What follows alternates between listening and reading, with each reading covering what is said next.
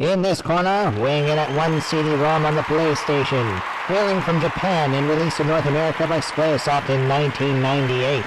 The side-scrolling Sultan of Superiority, Einhander.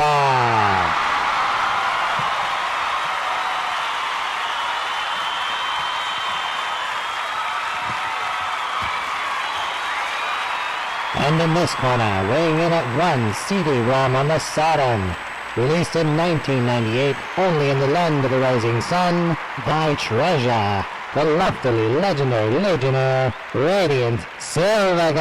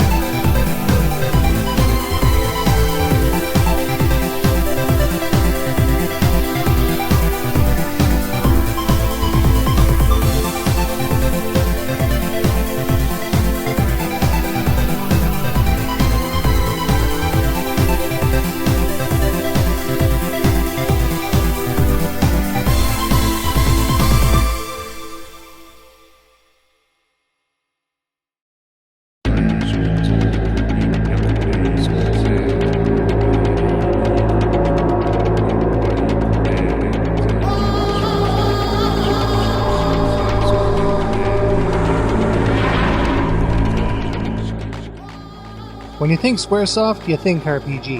In 1998, no one would have thought that Squaresoft would have come out with a shoot-'em-up, and yet it happened. And the sheer amount of polish and care that was put into this game rivaled any Square RPG up until that point. And that is saying an awful friggin' lot. For shmup fans in North America that aren't privy to importing, Einhander is still considered by many the benchmark by which all modern shmups are gauged, even over 10 years later. The fact that it was released by Squaresoft got people's attention. However, with rock-solid mechanics, excellent control, and a presentation that goes well above and beyond what was the norm for shooters throughout the entire generation, Einhander very easily cemented its position within the Western shoot-'em-up audience. And here's how it did it.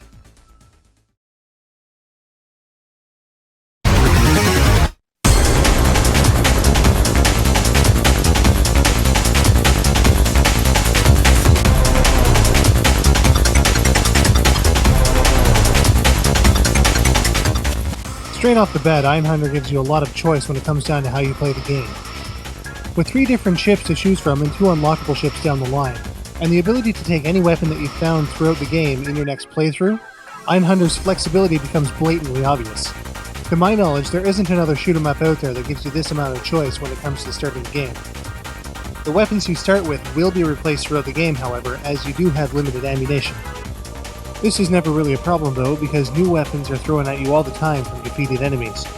With such a wide variety of firepower in this game, there's a weapon for everybody. As if that weren't enough, where your weapon is positioned will sometimes give it a different effect. The control is also fully customizable in real time, with the ability to increase and decrease your speed on the fly. All of this makes Einhander a very accessible game, despite its hardcore nature. Yet it still presents a challenge to hardened veterans with its multiple difficulty settings. This incredible balance of difficulty is very, very hard to find, especially in shmups. That said, it's easy to see how Einhander stands apart from the pack.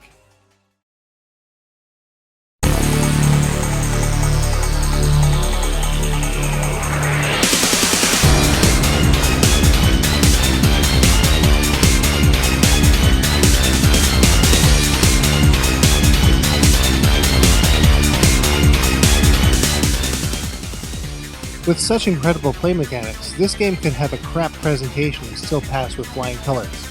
That's just not the case.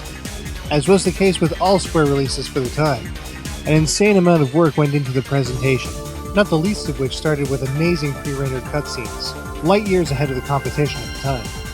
With a solid 3D engine adapted to a 2D style of play, and an incredible soundtrack headed up by Henichiro Fukui, Einhander's presentation is every bit as engaging as the gameplay itself. Even though the 3D graphics engines of today put Einhander's to shame, the vast majority of today's shoot-'em-ups can't match the finesse and sense of style that Einhander has. It's very hard to believe that there are games out there that could possibly match this late 20th century masterpiece. And to my knowledge, there's only one.